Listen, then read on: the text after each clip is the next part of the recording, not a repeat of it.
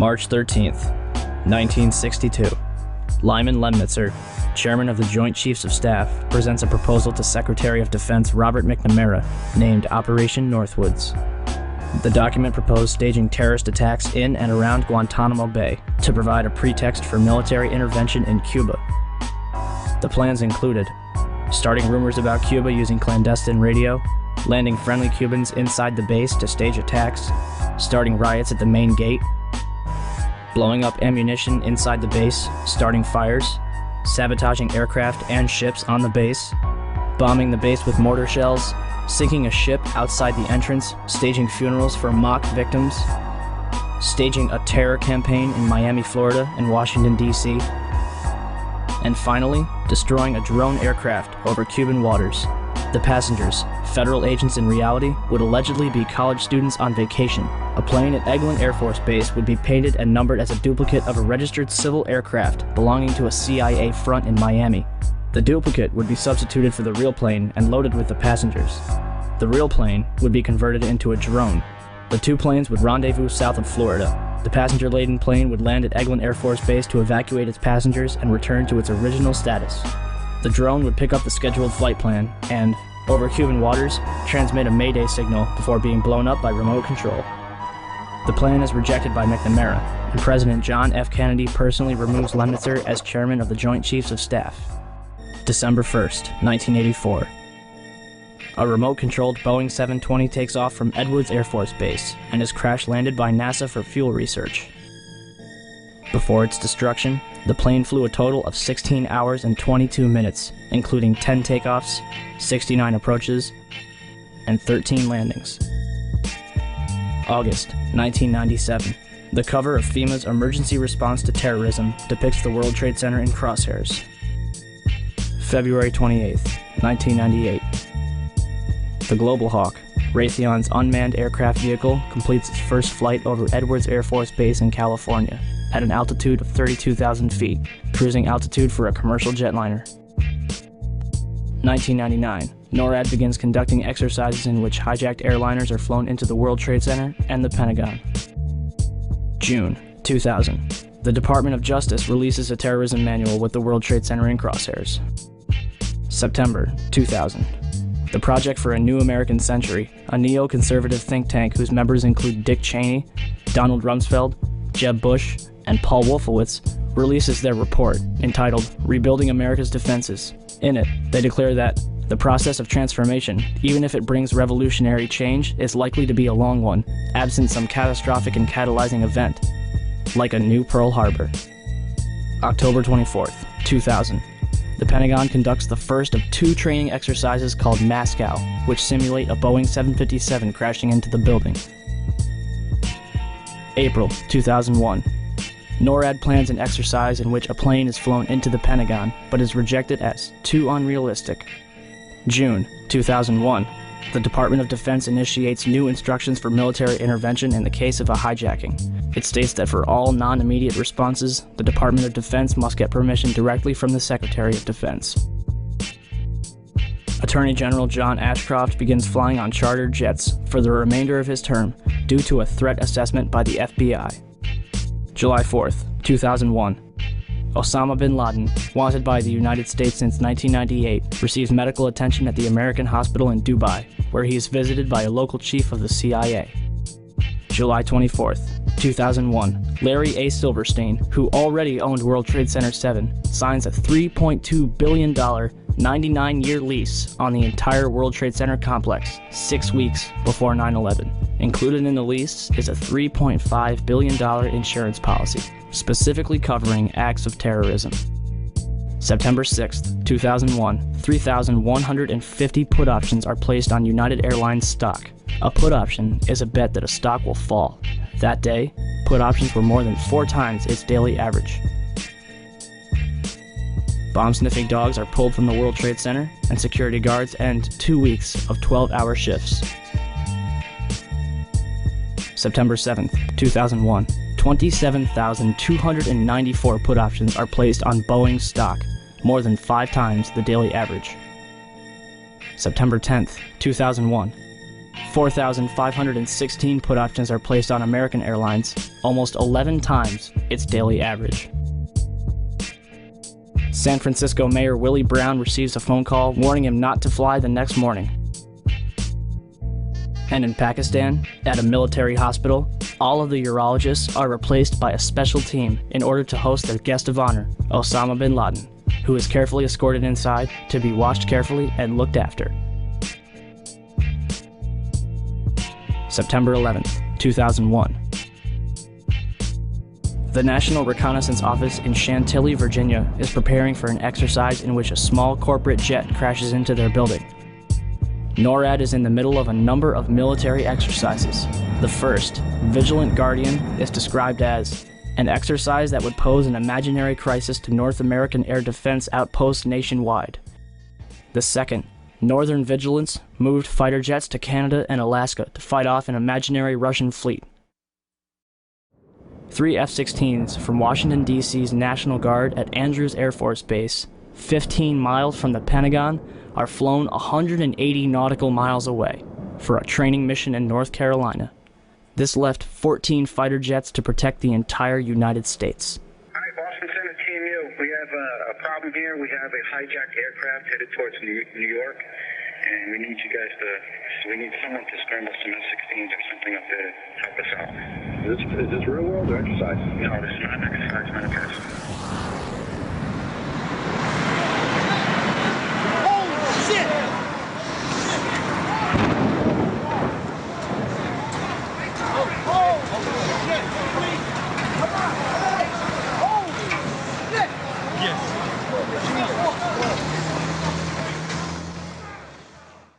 The first question I have is basically to get from you a sense of how you would rate the American media in their coverage of the events of the attack last September. Well, let's see.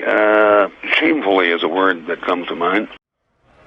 This just in, you are looking at obviously a very disturbing live shot there. That is the World Trade Center, and we have unconfirmed reports this morning that a plane has crashed into one of the towers of the World Trade Center. But overall, the American journalism was cowed and intimidated by this massive flag sucking, this patriotic orgy. You know, if you criticize the president, it's unpatriotic and there's something wrong with you, you may be a terrorist. So in that sense, Hunter S. Thompson, there's not enough room for dissenting voices? Well, there's plenty of room. There's just not enough people are willing to take the risk. Jim, I don't know whether we've confirmed that this was an air crash, or to be more specific, some people said they thought they saw a missile. There was definitely a blue logo. It was like a circular logo on the front of the plane. It definitely did not look like a commercial plane. I didn't see any windows on the sides. Mark, if what you say is true, those could be cargo planes. You said you didn't see any windows in the side? I didn't see any windows on the side. It was not a normal flight that I've ever seen at an airport. It was a plane that had a blue logo on the front, and it did not look like it belonged in this area. It's just sort of a herd mentality, a lemming-like mentality. If you don't go with the flow, you're anti-American and therefore a suspect. This is as close as we can get to the base of the World Trade Center. You can see the firemen assembled here, the police officers, FBI agents, and you can see the two towers. A huge explosion now raining debris on all of us. We better get out of the way.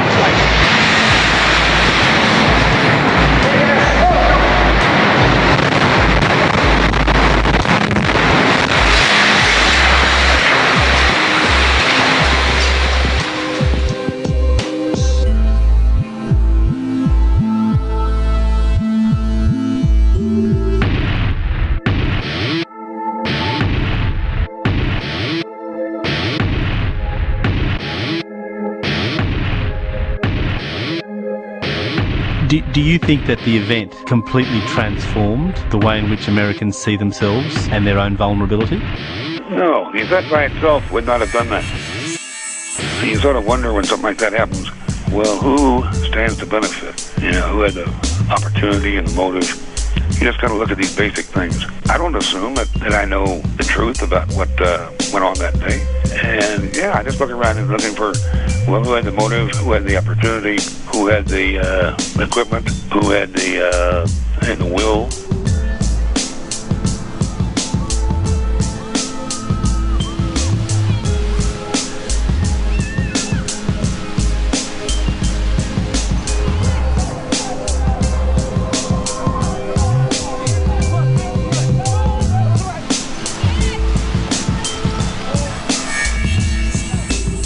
I spent enough time on the inside of, well, the White House, and I've been in, campaigns, and I've known enough of the people who do these things to know that the public version of the news of an event is never really what happened. And these people, I think, are willing to take that even further.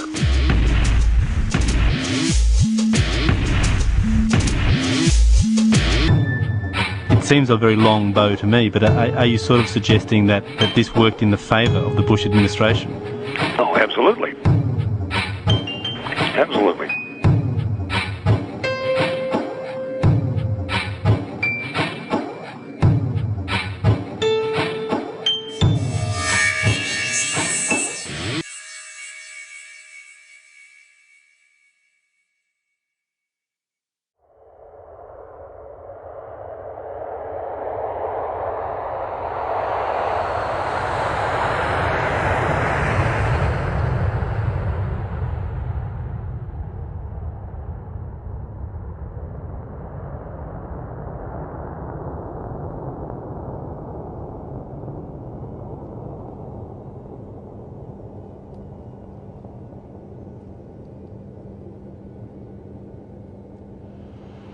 (9:38), Arlington, Virginia.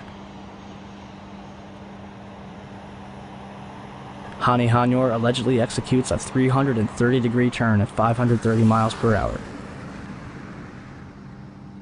descending 7,000 feet in 2.5 minutes to crash American Airlines Flight 77 into the ground floor of the Pentagon.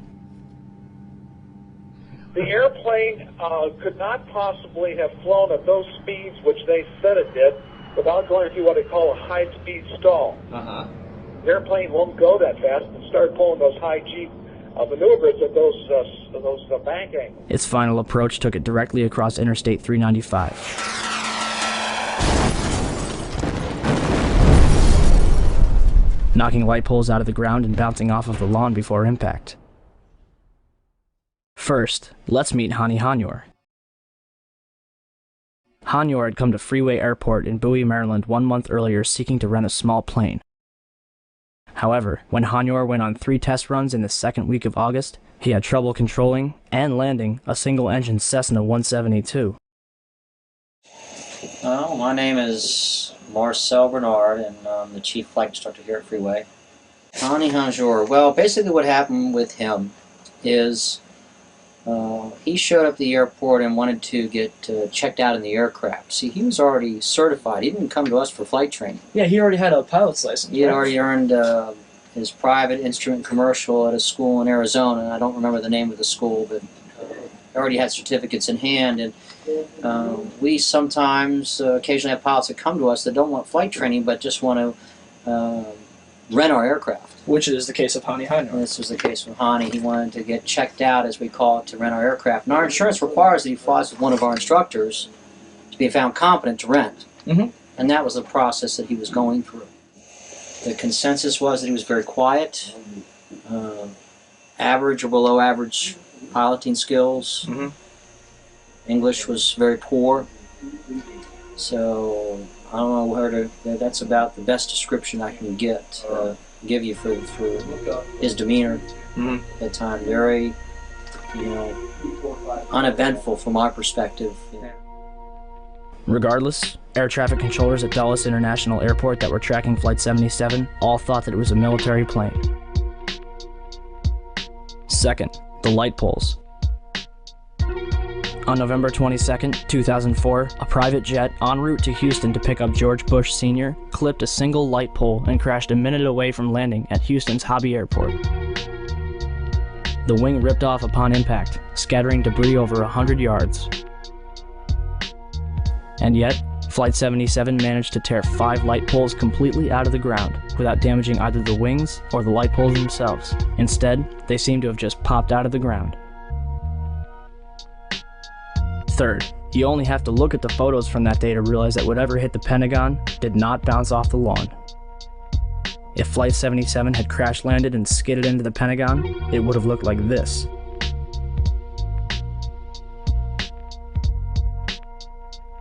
Instead, it looked like this, without a single scratch on the lawn.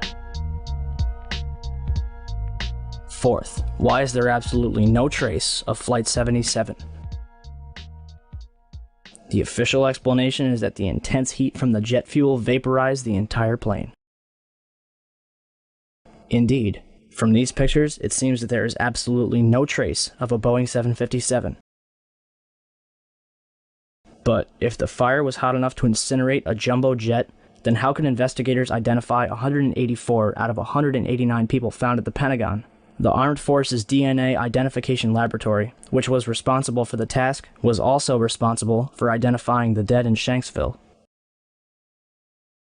Titanium has a melting point of 1,688 degrees Celsius. Jet fuel, also known as kerosene, is a hydrocarbon, which can retain a constant temperature of 1,120 degrees Celsius after 40 minutes, but only if the fuel is maintained.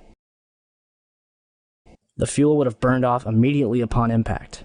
Therefore, it is scientifically impossible that 12 tons of steel and titanium was vaporized by kerosene. Likewise, the two engines should have been found relatively intact at the Pentagon. Instead, there was a single turbojet engine approximately 3 feet in diameter found inside the building.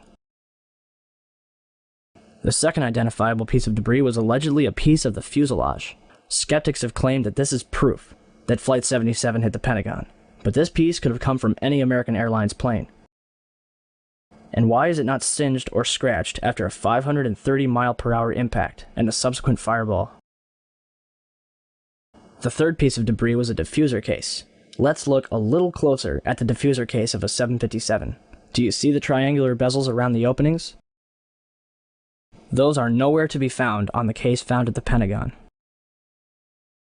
The remainder of the debris was light enough to have been carried by hand. If Flight 77 was vaporized on impact, it would be the first time in aviation history. For example, August 15th, 2005, Helios Airways Flight 522, a Boeing 737 en route to Athens, Greece, crashed into a hillside at full speed. 121 passengers, all dead. Fire. Tail sections. Wing sections. Engines. Cockpit. Bodies. Fifth, why is the damage to the Pentagon completely inconsistent with a Boeing 757?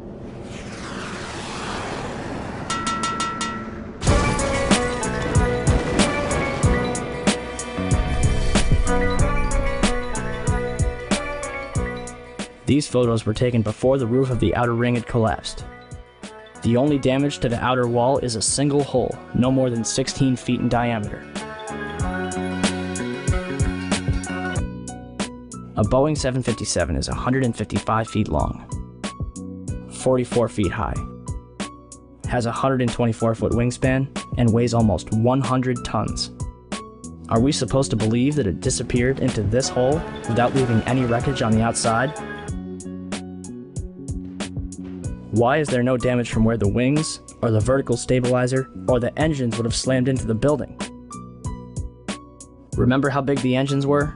If 6 tons of steel and titanium slammed into the Pentagon at 530 miles per hour, they would bury themselves inside the building, leaving 2 very distinct imprints. And yet, the only damage on the outside of the Pentagon is this single hole, with no damage from where the engines would have hit. Why are the windows next to the hole completely intact? Why are the cable spools directly in front of the hole completely untouched? And as for the inside of the Pentagon, there's another hole, approximately 16 feet in diameter, found on the other side of the C-ring, 3 rings from the impact. For that hole to have been caused by Flight 77, the Boeing would have had to smash through 9 feet of steel-reinforced concrete. The nose of a commercial airliner is composed of lightweight carbon. This is what usually happens to the nose of a commercial airliner in a plane crash. If the nose caused this hole, where's the rest of the debris from the plane? So what could blow a 16-foot hole in the outer ring of the Pentagon, smash through 9 feet of steel-reinforced concrete, and leave another 16-foot hole? A cruise missile. This is what Slobodan Milosevic's residence in Belgrade looked like after a Tomahawk cruise missile had hit it. See any similarities? Sixth, the eyewitnesses. Some saw a huge 100-ton commercial airliner. To a standstill, and I looked off. Looked out my window. I saw this plane, a jet, American Airlines jet, coming. Some saw a small 8 to 20 passenger commuter plane. So it looked to be maybe a 20-passenger corporate jet, no markings on the side, coming in at a shallow angle like it was landing right into the side of the Pentagon. And some saw a United States military helicopter. He said that he saw a helicopter circle the building. He said that it appeared to be a U.S. military helicopter and that it disappeared behind the building where the helicopter landing zone is, and that he then saw a fireball go into the sky. So who's telling the truth? Take this into consideration. April Gallup was working in the Pentagon's west side when it was hit. In Jim Marrs's book, Inside Job, April claims, while in the hospital, men in suits visited her more than once. They never identified themselves or what agency they worked for. They didn't tell her what to say, just made suggestions. For example, to take the compensation money and shut up. They also kept insisting that a plane hit the building. They repeated this over and over. But I was there, and I never saw a plane, or even debris from a plane. I figured this story is to brainwash people. So if a Boeing 757 didn't hit the Pentagon, then what did? Eyewitnesses inside and outside the building were thrown to the ground by what they described as a shockwave.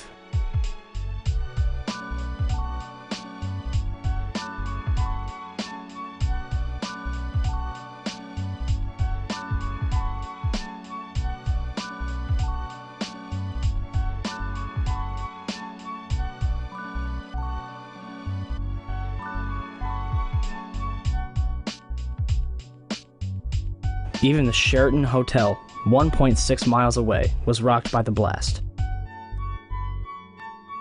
A number of military personnel at the Pentagon specifically mentioned smelling cordite.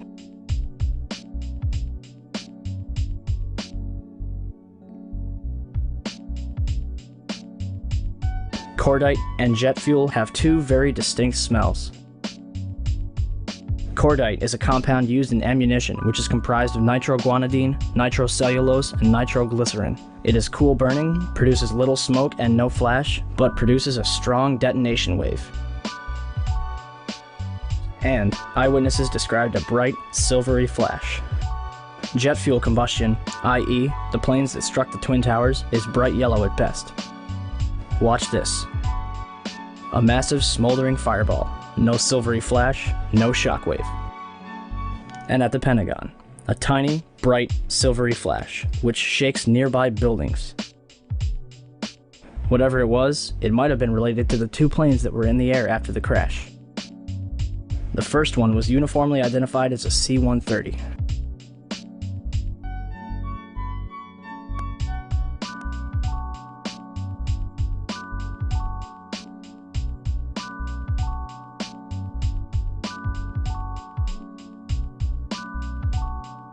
The second plane was an unmarked white plane flying over Washington, D.C.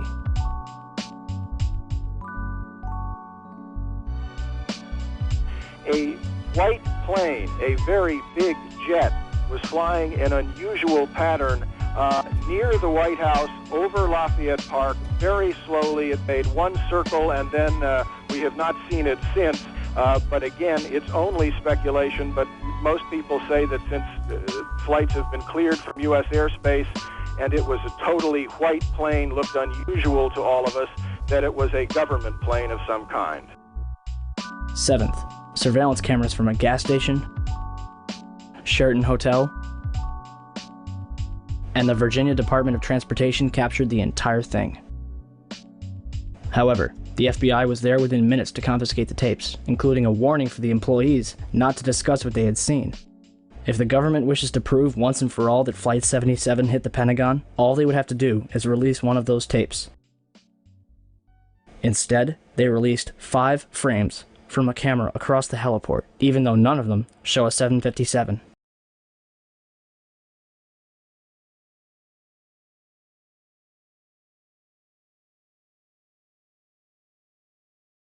And is it merely a coincidence that the Pentagon was hit in the only section that was renovated to withstand that very same kind of attack? And that Donald Rumsfeld was safe in his office on the opposite end of the building? If the government has nothing to hide, why are they so afraid to answer a few questions or release a few videos?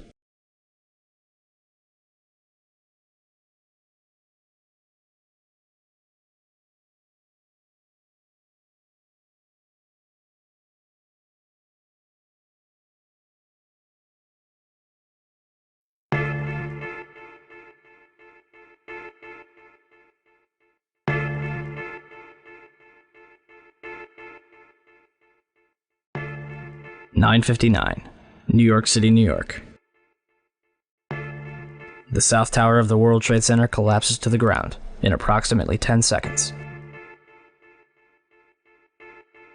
29 minutes later, the North Tower follows suit, collapsing in approximately 10 seconds. Later that evening at 5:20, World Trade Center 7, a 47-story office building 300 feet away from the North Tower, suddenly collapses. The building's tenants included the CIA, Department of Defense, IRS, Secret Service, and Rudy Giuliani's emergency bunker. And the SEC was using it to store 3,000 to 4,000 files related to numerous Wall Street investigations. Although every single building surrounding Building 7 stood intact, it fell straight down into a convenient little pile in 6 seconds. Official explanation? Falling debris from the Twin Towers created an internal fire, which ignited several fuel tanks inside the building. If this is true, then it would be the third building in history to collapse because of a fire. The first two would be the Twin Towers. It was July 28, 1945, the Empire State Building, with a B-25 bomber knifing through the fog on its way to New York City. The Army bomber carrying its pilot and 2 passengers had crashed into the giant building between the 78th and 79th floors. 14 people dead, $1 million in damage. But the building stands intact to this day. On February 14th, 1975, a 3-alarm fire broke out between the 9th and 14th floors of the North Tower.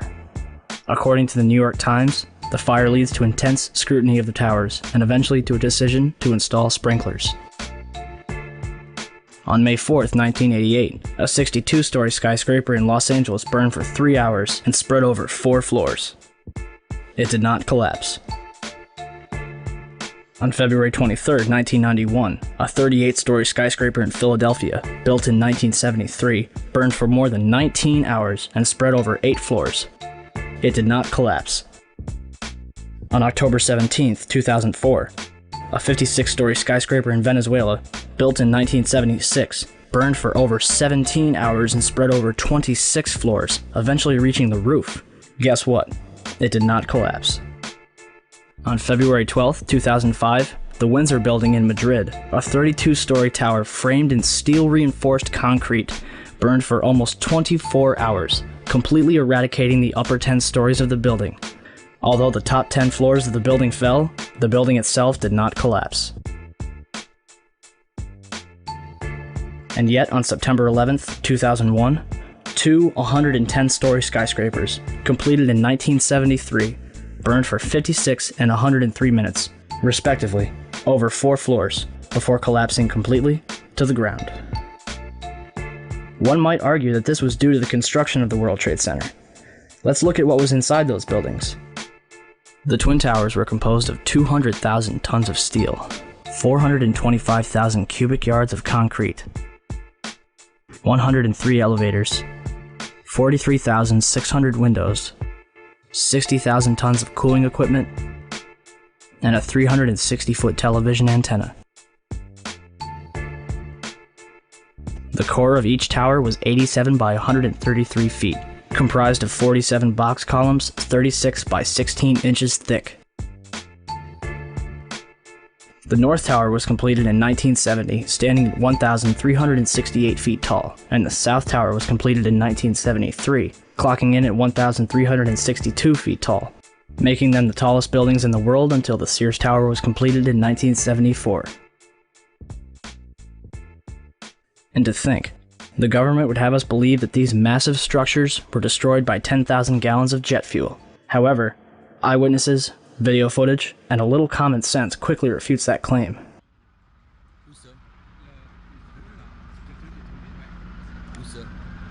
The second plane hits the south tower between the 78th and 82nd floors at 9:03 a.m.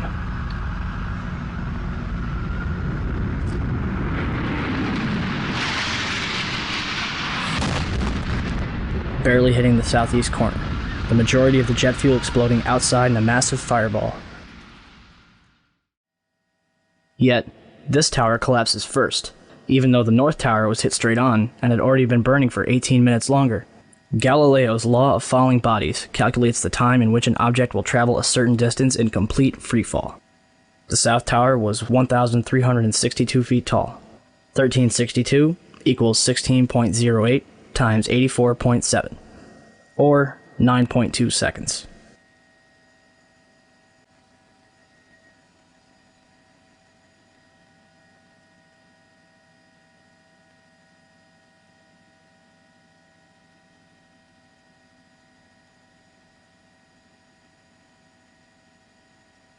The Twin Towers came down in nearly free-fall speed. 200,000 tons of steel shatters into sections no longer than a couple feet long. 425,000 cubic yards of concrete is pulverized into dust. Thousands of lives are extinguished instantly.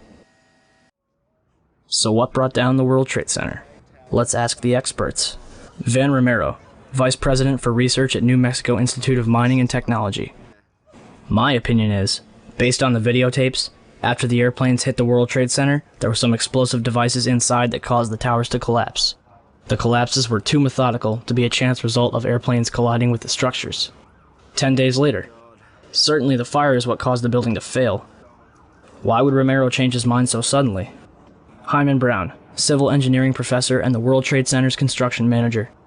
It was over-designed to withstand almost anything, including hurricanes, high winds, bombings, and an airplane hitting it. Although the buildings were designed to withstand a 150-year storm and the impact of a Boeing 707, jet fuel burning at 2,000 degrees Fahrenheit weakened the steel. Kevin Ryan, Underwriters Laboratories, the company that certified the steel that was used in the World Trade Center, in a letter to Frank Gale of the National Institute of Standards and Technology. We know that the steel components were certified to ASTM E119. The time temperature curves for this standard required the samples to be exposed to temperatures around 2,000 degrees Fahrenheit for several hours, and as we all agree, the steel applied met those specifications. Additionally, I think we can all agree that even unfireproof steel will not melt until reaching red-hot temperatures of nearly 3,000 degrees Fahrenheit. Why Dr. Brown would imply that 2,000 degrees Fahrenheit would melt the high-grade steel used in those buildings makes no sense at all. This story just does not add up. If steel from those buildings did soften or melt, I'm sure we can all agree that this was certainly not due to jet fuel fires of any kind, let alone the briefly burning fires in those towers. Ryan's statements directly contradict statements from so-called experts which claim that 2,000-degree heat inside the World Trade Center caused the towers to collapse. Days after writing this letter, Kevin Ryan was fired from his position. Not even the experts agree with each other. So what else could have caused the Twin Towers in Building 7 to collapse? 10 o'clock Eastern Time this morning, just collapsing on itself. The second building that was hit by the plane has just completely collapsed. We have no idea what caused this. Almost looks like one of those planned implosions. As if a demolition team set off. When you see the old demolitions of these old buildings, it folded down on itself and it is not there anymore. If you wish to bring anybody who's ever watched a building being demolished on purpose knows that if you're going to do this, you have to get at the under infrastructure of a building and bring it down. We heard another explosion, and I'm assuming that's the one that came from the lower level, since there were two. And I said, right, because it was like 18 minutes apart. Well, this is the first explosion, and there was a second explosion in the same building. There were two explosions. Okay. Federal agencies that were down there do believe that there was some sort of explosive device somewhere else besides the planes hitting. NBC's Pat Dawson is close to the scene of that attack. Pat? Just moments ago, I spoke to the chief of safety for the New York City Fire Department. Chief Albert Turry, he received word of the possibility of a secondary device, that is another bomb going off. He tried to get his men out as quickly as he could, but he said that there was another explosion which took place. And then an hour after the first hit here, with the first crash that took place, he said, there was another explosion that took place in one of the towers here. He thinks that there were actually devices that were planted in the building. The second device he speculates, was probably planted in the building. There were 2 or 3 similar huge explosions, and the building literally shook. You literally shook at the base of this building. First one and then the other, some say after secondary explosions. A big explosion happened. All of a sudden the elevator blew up, smoke. I dragged the guy out, his skin was hanging off, and I dragged him out and I helped him out of to the ambulance. Just get out of the tunnel and the blue. The subway tunnel? Yeah. Collapsed. 5 blocks from the World Trade Center, and we were standing here when there was some sort of collapse or explosion. Do you know if it was an explosion or if it was a building collapse? To me, it sounded like an explosion. When I try to save people, the moment we heard a big explosion coming down, everything just went black. Everything came down, glass started popping, people got hurt, stuff went on top of them, and it was a big explosion. Everything got dark, real dark, like snow. The FBI is here, as you can see. They had roped this area off. They were taking photographs and securing this area just prior to that huge explosion that we all heard and felt. At 10:30, I tried to leave the building, but as soon as I got outside, I heard a second explosion and another rumble and more smoke and more dust. I ran inside the buildings, the chandeliers shook, and again, black smoke filled the air. Within another 5 minutes, we were covered again with more silt and more dust. And then a fire marshal came in and said we had to leave because if there was a third explosion, this building might not last. Ginny Carr was attending a business meeting on the 36th floor of One Liberty Plaza, across the street from the World Trade Center, and caught the entire first attack on tape. A second explosion can be heard 9 seconds after the crash. It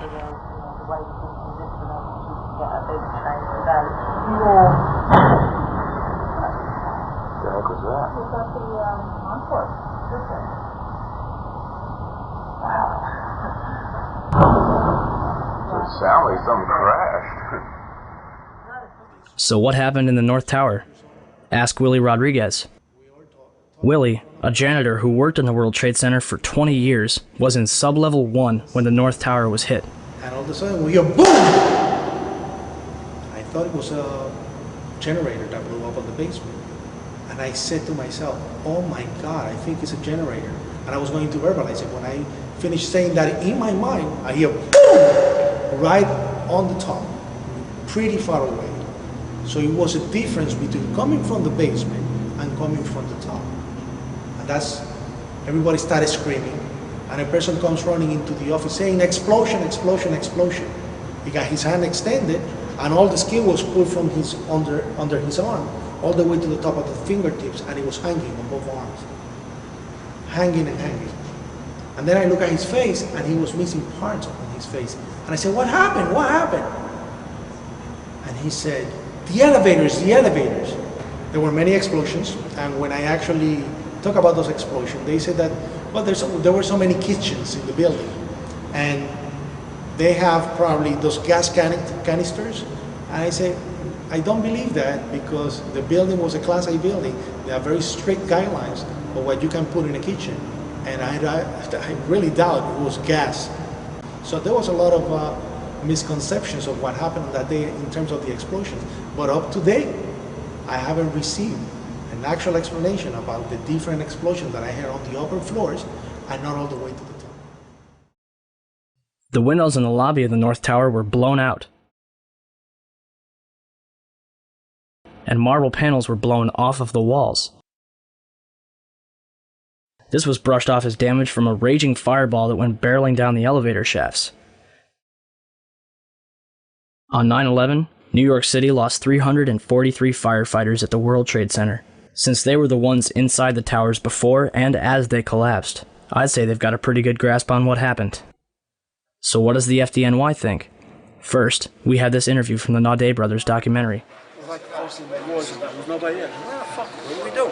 We made it outside. We made it about a block. We made it at least 2 blocks, and we started running, floor by floor, instead of popping out. It was if they had detonated. Yeah, if they were planned to take down a building. Boom, boom, boom, boom, boom, boom, boom, boom. All the way down. I was watching it and running. Just ran up West Street. And then you just sort of this cloud of shit chasing you down. Couldn't outrun it. Couldn't outrun it. In these interviews, numerous members of Engine 7 described explosions preceding the collapses, not to mention the damage to the lobby of the North Tower. I heard a loud boom. And my first thing, I was right at the desk there, on the left-hand side when you come into Tower 1. And I walked out, I didn't go out, I walked to where all the doorway was, the glass were broken, and I looked out, and I seen in the building across the street, I seen the shadow coming, I seen just the shadow in the building across the street coming down. I wasn't expecting to see the damage that I saw in the lobby, and the people, the bodies, the burnt people, the injured people. I really wasn't prepared for that. The lobby is about 6 stories high, and the lobby looked as though a bomb had exploded there. All the glass was taken out. There were 10-foot by 10-foot marble panels that were once walls. They were loose from the wall of the Trade Center. I went around by the freight elevator, and I could see it was just blown. It was just a giant shaft. And at that time, we heard a huge explosion. And we immediately dove for the stairs. Get back into the stairs. Let's get back into the stairs, because I had seen what happened in the lobby with the elevator being blown out. I said, if there's another explosion, what I feared, I never in a million years feared those buildings coming down. Never. I did fear secondary explosion, or possibly a second plane. For more than a year, the Port Authority blocked the release of a tape of firefighters' transmissions from the World Trade Center on 9/11. In November 2002, the tape was finally released to the New York Times and other news outlets. Why did it take so long to get the tape released? I got an eyewitness who said there was an explosion on floor 7-8. 7-8. We just had another explosion. Warren Street because of the secondary explosion. We've got numerous people covered with dust from the secondary explosion. And we got another explosion on the tower, 1013. Avenue has had a major explosion and what appears to be a complete collapse surrounding the entire area. Who's involved in the secondary explosion at Tower 1K? I've got 5 patients. Chief Palmer had reached the fire on the 78th floor of the South Tower and devised a plan to put it out. We got 2 isolated pockets of fire. We should be able to knock it down with 2 lines. They know that. 78th floor, numerous 1045 call horns. If the 78th floor was a raging inferno like the government would have us believe, then Palmer wouldn't have gotten as far as he did, and certainly wouldn't have been able to put it out. On August 12, 2005, an additional 15 hours of radio transmissions and transcripts of interviews with firefighters was finally released to the public. Firefighters described 2 events consistent with a controlled demolition: bright flashes from inside the building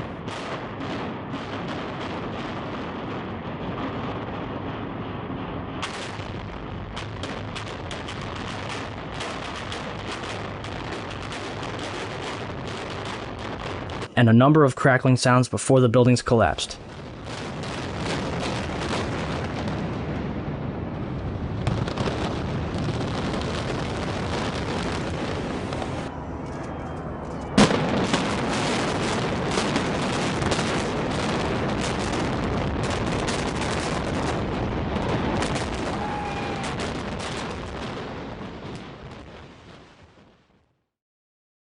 Do you still think that jet fuel brought down the World Trade Center?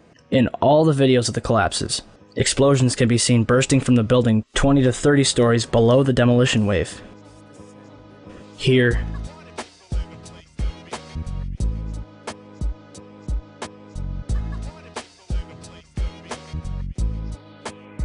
here,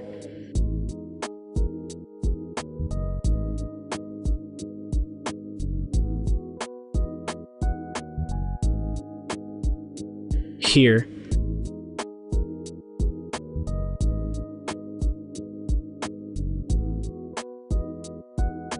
here,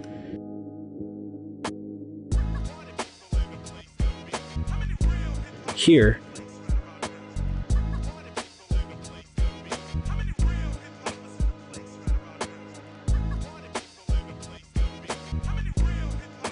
and here.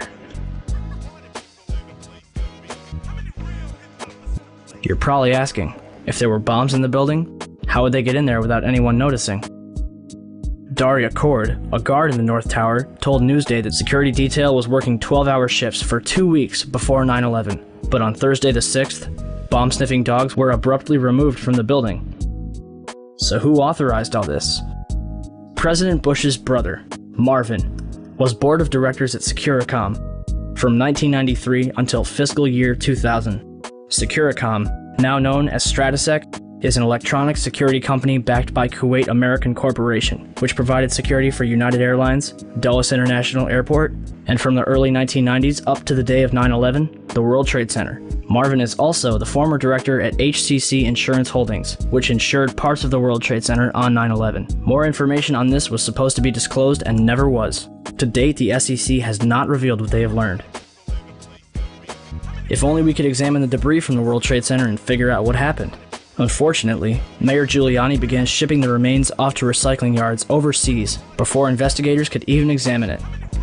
Not even FEMA was allowed into Ground Zero. Essentially, they blocked off a crime scene and destroyed all the evidence. Guess who was allowed into the site?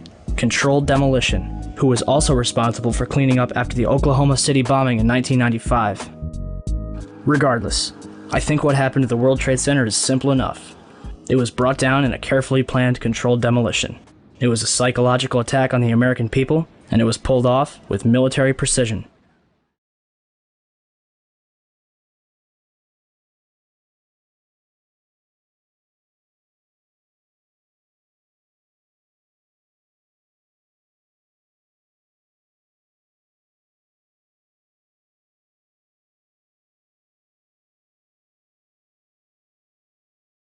"10:06 a.m., Shanksville, Pennsylvania. Flight 93 was en route from New Jersey to California with 45 passengers, a 19% occupancy rate, when it went off course at 8:56 over Cleveland, Ohio. According to the official story, Flight 93 was headed for the White House when it was overpowered by a group of passengers and crashed in Shanksville, Pennsylvania. Out of all of the events of 9/11, the one that has caused the most confusion is Flight 93. It was shot down, it wasn't shot down. However, evidence suggests that perhaps Flight 93 was nowhere near Shanksville.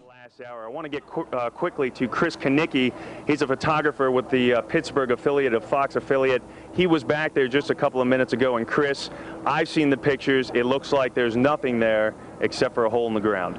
Basically, that's right. The only thing you could see from where we were was a big gouge in the earth and some broken trees. We could see some people walking around in the area, but from where we could see, there wasn't much left. Any large pieces of debris at all? No, there was nothing that you could distinguish that a plane had crashed there. Smoke, fire? Nothing. It was absolutely quiet. It was actually very quiet. Nothing going on down there, no smoke, no fire, just a couple of people walking around. They look like part of the NTSB crew walking around looking at the pieces. How big would you say that hole was? From my estimates, I would guess it was probably about 20 to 15 feet. Long and probably about 10 feet long or 10 feet wide. What could you see on the ground, if anything, other than dirt and ash? And you couldn't see anything. You could just see dirt, ash, and people walking around, broken trees. You're more familiar with this. Wally Miller, a Somerset County coroner, told the Houston Chronicle, "It looked like somebody just dropped a bunch of metal out of the sky." In the Washington Post, "It looked like someone took a scrap truck, dug a 10-foot ditch, and dumped trash into it."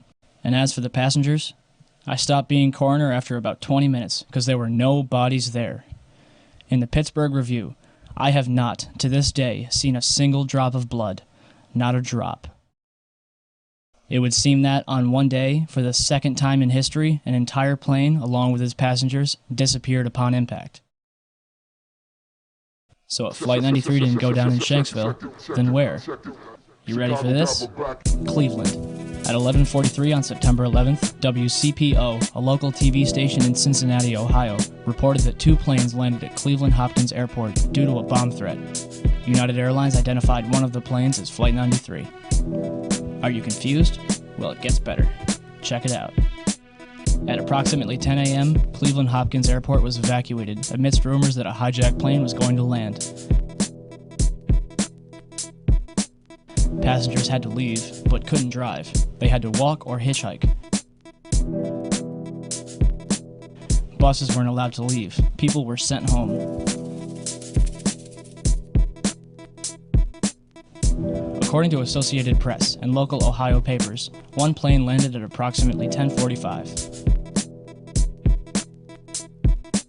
But Delta Airlines confirmed that their plane, Delta 1989, landed in Cleveland at 10:10. Therefore, Flight 93 landed at Cleveland at approximately 10:45. Authorities searched Delta 1989 for over 2 hours, and passengers were questioned individually. The plane dealer reported that the plane was evacuated at 12:30. But the Akron Beacon reports that a plane was evacuated at 11:15, which would make that Flight 93.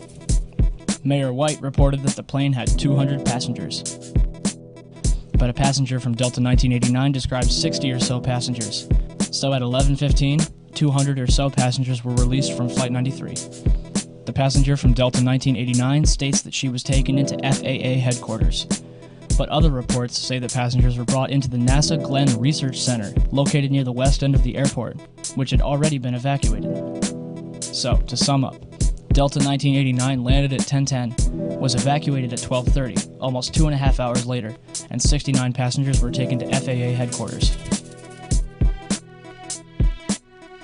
Flight 93 landed at 10:45 and evacuated within a half hour. 200 or so passengers quickly taken to an empty NASA Research Center. Why did it take 140 minutes to evacuate 69 passengers when 200 were evacuated in a half hour? We can assume that the passengers from Delta 1989 are safe somewhere. The question remains, what happened to the 200 or so passengers from Flight 93? It's interesting to note that the combined total of all the passengers from all 4 flights is 198, or 243, depending on who you ask. We may never know what really happened to Flight 93, but we do know what didn't happen.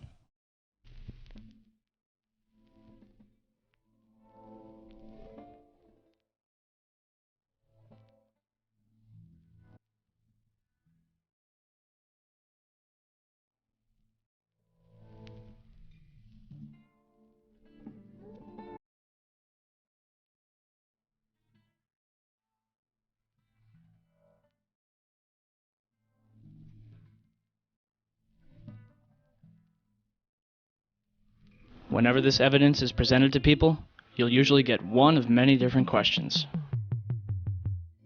The first one being, if different planes were used, what happened to the original ones? Unfortunately, there is no way to know what really happened. But if we could examine the black boxes from the planes that were used, we could prove that they weren't the original flights. A commercial plane carries 2 different black boxes. Each black box carries one of 2 different recorders, a cockpit voice recorder and a flight data recorder. The cockpit voice recorder records sounds from inside the cockpit, including engine noise, stall warnings, and other sounds of interest. Communications between air traffic control, weather briefings, and conversations between pilots and crew are also recorded. The flight data recorder records at least 28 different parameters such as time, altitude, speed, and heading. Some also record more than 300 other in-flight characteristics, anything from autopilot to smoke alarms.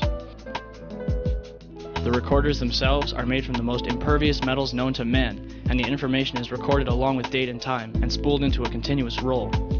Any damage that is done to the roll is done to the outside, as opposed to the inside where the data is. The 9/11 Commission says the CVRs and FDRs from American 11 and United 175 were not found.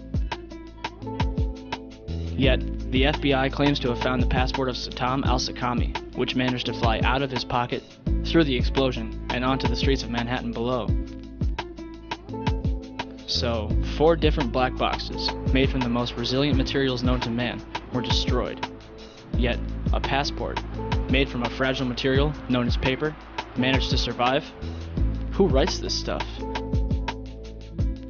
Ted Lepatkowitz, spokesman for the National Transportation Safety Board, told CBS News that it's extremely rare that we don't get the recorders back. I can't recall another domestic case in which we did not recover the recorders. Turns out Ted's right. Nicholas DeMasi, a firefighter who helped the recovery efforts, claims in the book Behind the Scenes, Ground Zero, "At one point, I was assigned to take federal agents around the site to search for the black boxes from the planes. There were a total of 4 black boxes. We found 3. I guess it all comes down to who you'd rather believe." FBI Director Robert Mueller said Flight 77's data recorder provided altitude, speed, headings, and other information, but the voice recorder contained nothing useful. And Donald Rumsfeld said the data on the cockpit voice recorder was unrecoverable. As for Flight 93, it was the only flight where the cockpit voice recorder was recovered. It was played for the families in April 2002, but not before they signed an agreement saying that they wouldn't talk about it. They couldn't even take notes. And for some reason, the last 3 minutes of the tape was unaccounted for. The FBI had no explanation for the discrepancy. Why would the 9/11 Commission tell us Flight 11 and 175's recorders weren't found? Why would Robert Mueller tell us that there's nothing interesting on Flight 77's? What's on the last 3 minutes of Flight 93's cockpit voice recorder? These are vital questions that need to be answered. And according to the FAA, both N591UA and N612UA, Flights 93 and 175, are still valid. But Flights 11 and 77 are listed as destroyed. Not to mention that they were not even scheduled to fly on September 11th.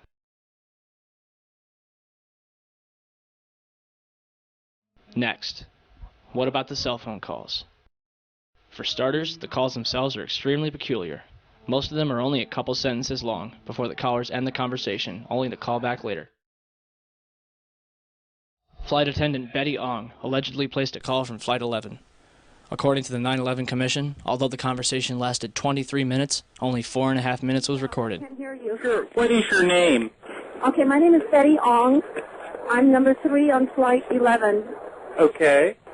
And the cockpit is not answering their phones.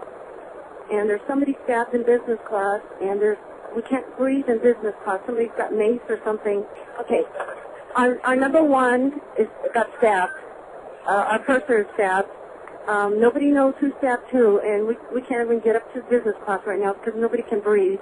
Our number 1 is stabbed right now. Okay. And our number 5, our first class passengers, our first class galley flight attendant, and our purser has been stabbed. And we can't get to the cockpit. The door won't open. Does Miss Ong sound like a woman on a hijacked plane who just saw 3 people murdered? Why is nobody in the background screaming? Flight attendant Madeline Sweeney allegedly talked with her ground manager Michael Woodward for 25 minutes. She describes 4 hijackers. The FBI says there were 5. She says the hijackers were in rows 9 and 10. The FAA says they were all in row 8. A man claiming to be Mark Bingham called his mother Alice, who is visiting his sister-in-law. The caller says, "Mom, this is Mark Bingham. When was the last time you called your mother and used your full name? I just want to tell you that I love you. I'm on a flight from Newark to San Francisco, and there are 3 guys on board, and they have taken over the plane, and they say they have a bomb. I'm calling you from the airphone." And then, "You believe me, don't you, Mom?" "Yes, Mark, I believe you. Who are these guys?" Then he was interrupted by someone who was speaking in a low-toned male voice, speaking what sounded like English. After 30 seconds of muffled sounds, the caller repeats, "I'm calling you with an airphone." His mother asks him again, "Who are these guys?" After another pause, he returns and asks again, "You believe me, don't you, Mom?" There was another pause, and the phone just trailed off. But to be honest, none of that matters. Why? Because none of these calls could have possibly taken place. Key Dudney of Physics911.net conducted some research of his own. In an experiment called Project Achilles, he took a series of cell phones onto a Cessna 172 and flew up to 8,000 feet. At 4,000 feet, he had a 0.4 success rate. At 8,000 feet, he had a 0.1 success rate. For 32,000 feet, cruising altitude for a commercial airliner, he calculated a 0.006 success rate, less than 1 in 100th of a chance. Don't believe me? Even American Airlines has put their foot in the government's mouth. On July 15, 2004, passengers aboard a commercial American Airlines flight were able to send and receive calls from their cell phones as if they were on the ground, thanks to a cell station that was installed into the plane.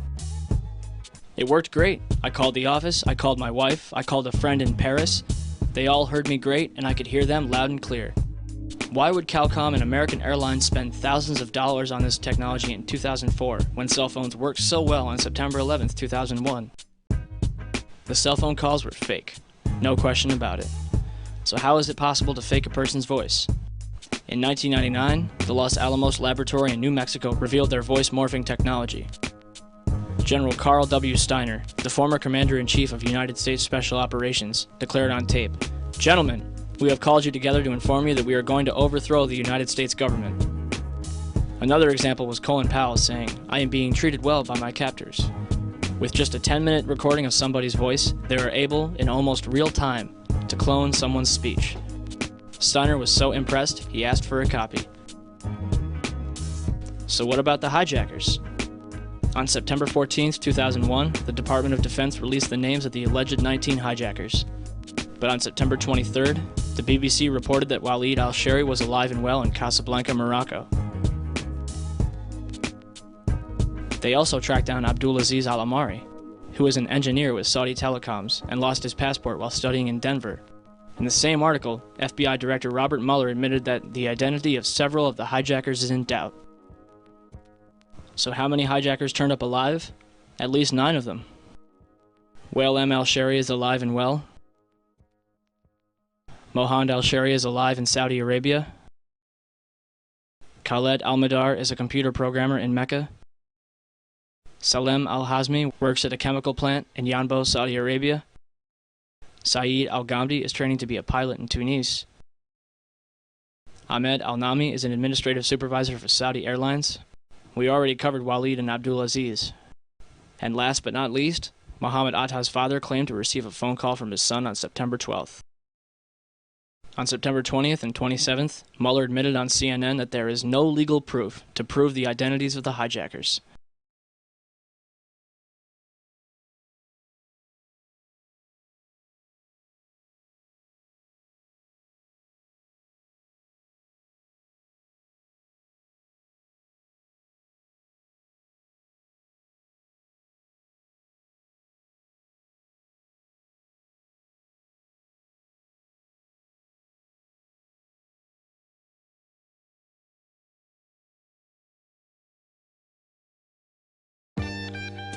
And now for the last question of all. Why would our government do such a thing? I hope you're sitting down. First, we have Larry Silverstein, the man who purchased the World Trade Center in July 2001.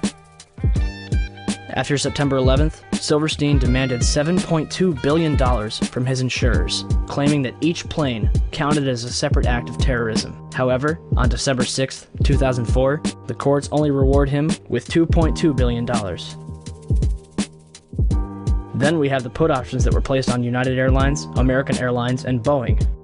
According to the San Francisco Chronicle, more than $2.5 million has remained unclaimed. As for 9/11 itself, Reuters reported that Comvar, a German computer company, is responsible for helping companies and accountants in New York restore their data from over 400 hard drives that were recovered from the World Trade Center's rubble. Comvar recovered information from 32 different computers that suggested insider trading took place on 9/11. Richard Wagner, an expert at Comvar. There is a suspicion that some people had advanced knowledge of the approximate time of the plane crashes in order to move out amounts exceeding $100 million. They thought that the records of their transactions could not be traced after the mainframes were destroyed. After their analysis, Comvar handed the results over to the FBI. Although the FBI was legally bound to investigate who was responsible, to date they have done no such thing. One of the world's largest gold depositories was stored underneath the World Trade Center.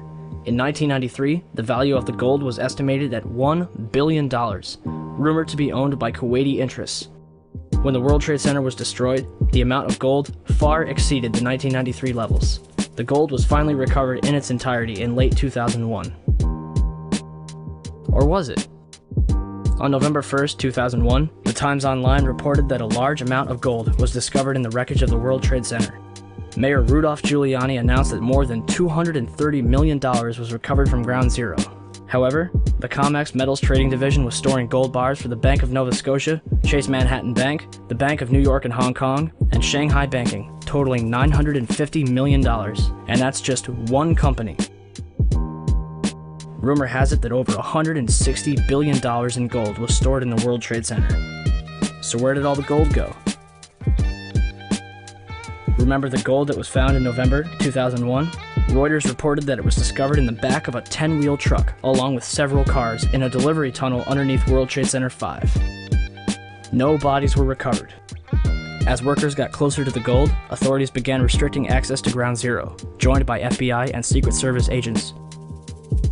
One worker, directed away from the tunnel, told a reporter, "If I tried to go down there, they would have shot me."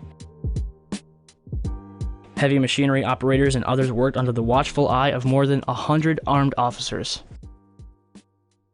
So, let me get this straight. Gold from World Trade Center 4 was found underneath World Trade Center 5 in an empty delivery truck with an empty escort of cars. I think it's safe to say that they were running away from the South Tower. The question is, how did they know to flee from their stash when not even the firefighters inside the South Tower expected it to collapse? $167 billion in gold. $200 million is found. And that's just the money. After September 11th, President Bush had and continues to have the power to do and say whatever he wants, all under the pretext of 9/11. The Patriot Act. The Department of Homeland Security. Afghanistan. Iraq. Got him. Good. Second one. Hit the other one. It's time for America to accept 9/11 for what it was. A lie which killed thousands of people, only in turn killing hundreds of thousands more to make billions upon trillions of dollars. Are you angry yet? You should be. Every single attempt to investigate and uncover the truth behind 9/11 has been blackballed, ridiculed, and harassed by both the government and media alike. I'll say it again. Why are they hiding from us? What are they hiding from us? And what's it going to take until people in this country give a damn and do something about it? America has been hijacked. Not by Al-Qaeda. Not by Osama bin Laden. But by a group of tyrants, ready and willing to do whatever it takes to keep their stranglehold in this country. So what are we going to do about it? Anything. Share this information with friends, family, total strangers, hold screenings, conferences, whatever you have to do to get the word out. It's up to you. Ask questions. Demand answers. It may have started with the Easter Bunny or St. Nicholas. Even more ridiculous, a tooth fairy. From there we're forced to recite the pledge. Hail Mary, one nation under God. Why us? Don't question, son, you're burning hell. Pay attention to the lies that we're told to tell. Teacher teaches us Columbus was a hero. He stole lands, he stole lives of so-called Indians. From the Tainos to the Africans. Respect Thomas Jefferson, he molested Sally Hemings, and now they say Reagan was a great man. The godfather of crack babies, denier of the AIDS plague. I ran fast as I could to the library to find out they trace the books I read. These lies got me surrounded, there's a war on truth. Ain't it on me? It started with that first lies too. Lies, it's all lies, everything they say. Lies, they keep telling lies, we hear them every day. Think that we don't know that you're up to no good when you're telling lies. They say milk does a body good. How so? It causes disease. Don't trust me? Read about BGH and RGF1. The dairy industry has a stricken poison. Got milk? Better yet, how about? Got cancer? Got a sick prostate? And you're looking for answers, and why we trust the FDA to protect us. These mad cows are milking us all the way to the bank. From cell phones to pharmaceuticals. Children force vaccinations that carry plague and chemicals. Corporate thugs push drugs like evangelists push miracles. Monsanto, Bayer, Procter & Gamble. Fluoride in our water supply has got us all cockeyed, but still they lie, telling us it's for our own good. First used in Nazi prison camps, now it's in our hoods. Lies, it's all lies, everything they say. Lies, they keep telling lies.